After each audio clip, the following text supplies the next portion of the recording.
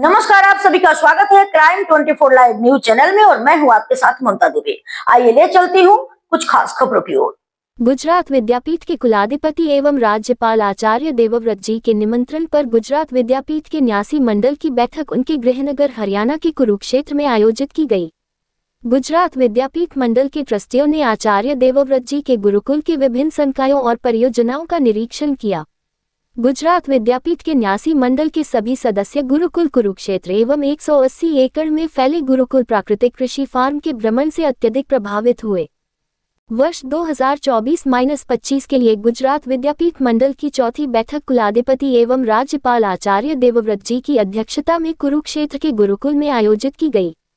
इस बैठक में कुलाधिपति डॉक्टर हर्षद पटेल, पूर्व शिक्षा मंत्री और trustee Bhupendra Singh Chudasama, Aditya Birla centre for community initiatives and rural development के अध्यक्ष और ट्रस्टी पद्मभूषण राजश्री बिरला, ट्रस्टी कृष्ण कुलकर्णी, आयशाबेन पटेल, दिलीप ठाकर, सुरेश भाई रामानुज, चंद्रवदन भाई शाह और विशाल दभानी ने भाग लिया था। गुजरात विद्यापीठ मंडल की गुरुकुल कुरुक्षेत्र में हुई इस बैठक में गुजरात विद्यापीठ में शिक्षा और अनुसंधान गतिविधियों को और अधिक गति देने की दिशा में महत्वपूर्ण निर्णय लिए गए हैं। स्नातक और स्नातकोत्तर स्तर पर हर साल 100 प्रतिभाशाली छात्रों को चांसलर छात्रवृत्ति प्रदान की जाएगी। इसके लिए 10 लाख रुपए की राशि आवंटित की गई है।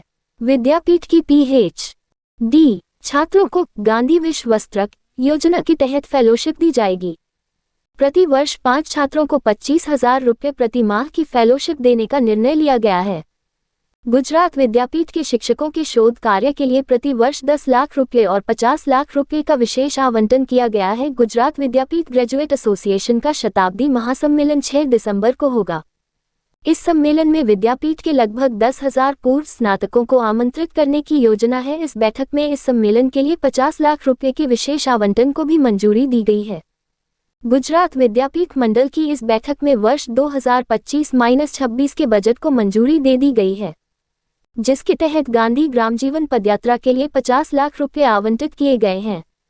गुजरात विद्यापीठ ने उच्च शिक्षा के शैक्षणिक वर्ष 2025 के लिए प्रवेश दिशा निर्देशों को अंतिम रूप दे दिया है। विद्यापीठ के प्राणजीवन विद्यार्थी भवन में कोष कार्यालय प्रारंभ कर अरविंद भाई भंडारी को कोष का संपादक नियुक्त करने के निर्णय का अनुमोदन किया गया। इस बैठक में सोसाइटी के पूर्व ट्रस्टी स्वर्गीय प्रसादराय दीनशंकर शास्त्री को श्रद्धांजलि दी गई। गुजरात विद्यापीठ मंडल के ट्रस्टी जब गुरुकुल कुरुक्षेत्र पहुंचे तो कुलाधिपति एवं राज्यपाल आचार्य देवव्रत जी एवं गुरुकुल अध्यक्ष राजकुमार गर्ग ने उनका जोरदार स्वागत किया। राज्यपाल ने सभी अतिथियों को अत्याधुनिक गौशाला एवं गुरुकुल की अन्य परियोजनाओं का भ्रमण कराया। गौशाला के बारे में जानकारी देते हुए आचार्य देवव्रत जी ने बताया कि यहां देशी गायों की उन्नत नस्ल के लिए लगातार प्रयास किए जा रहे हैं। गुरुकुल गौशाला की देशी गाय प्रतिदिन 24 लीटर दूध देती है। प्राकृतिक खेती के लिए जीवामृत और घन जीवामृत बनाने में गौशाला के गोमूत्र और गोबर का पूरा उपयोग किया जाता है। प्रत्येक गाय का पूरा रिकॉर्ड कंप्यूटरीकृत किया जाता है और दूध देने के लिए एक विशेष मिल्क पार्लर का निर्माण किया जाता है। आचार्य देवव्रत जी ने आगे कहा कि गुरुकुल की गौशाला में प्रतिदिन लगभग 19 क्विंटल दूध का उत्पादन होता है, जिसे गुरुकुल के छात्रों को उपलब्ध कराया जाता है। न्यासी मंडल के सदस्यों ने गौशाला में उत्तम नस्ल के घोड़ों और घोड़ियों का भी निरीक्षण किया। गुरुकुल के विद्यार्थियों को घुड़सवारी का प्रशिक्षण भी दिया जाता है। NDA विंग के दौरे के दौरान आचार्य देवव्रत जी ने ट्रस्टियों से कहा, गुरुकुल कुरुक्षेत्र ने पिछले 10 वर्षों में भारतीय सेना को 71 शीर्ष अधिकारी दिए हैं। पिछले वर्ष 17 विद्यार्थियों ने SSB उत्तीर्ण हुए और लेफ्टिनेंट एवं फ्लाइंग ऑफिसर पद के लिए चयनित हुए। NDA विंग के क्लासरूम और मोटिवेशन हॉल को देखकर पूर्व शिक्षा मंत्री भूपेंद्र सिंह चुडासमा बहुत प्रभावित हुए, क्योंकि गुरुकुल की स्थापना इस प्रकार की गई है कि NDA छात्र ऐसी कठिन परीक्षाओं को आसानी से पास कर सकते हैं। उन्होंने NDA के साथ साथ देवयान स्कूल भवन और अर्श महाविद्यालय का भी दौरा किया। इसके बाद गुजरात विद्यापीठ के न्यासी मंडल के सदस्यों ने गुरुकुल के प्राकृतिक कृषि फार्म का दौरा किया, जहां आचार्य देवव्रत जी ने गेहूं, चना, सरसों, मेथी, धनिया और गोभी के साथ मिश्रित फसलों के उदाहरण दिखाए।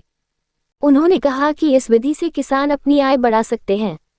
उन्होंने ये भी कहा कि खजूर, सेब, कैमलिया, स्ट्रॉबेरी और चना, जो आमतौर पर हरियाणा में नहीं उगाए जाते हैं, अब गुरुकुल के फार्म में जैविक खेती के माध्यम से उगाए जा रहे हैं। गुरुकुल के कृषि प्रयोग से सभी गणमान्य व्यक्ति अत्यधिक प्रभावित हुए। कुलाधिपति एवं राज्यपाल आचार्य देवव्रत जी ने गुजरात विद्यापीठ मंडल के सभी ट्रस्टियों को सम्मानित किया। रिपोर्टिंग सह संपादक विंध्याचल ओझा।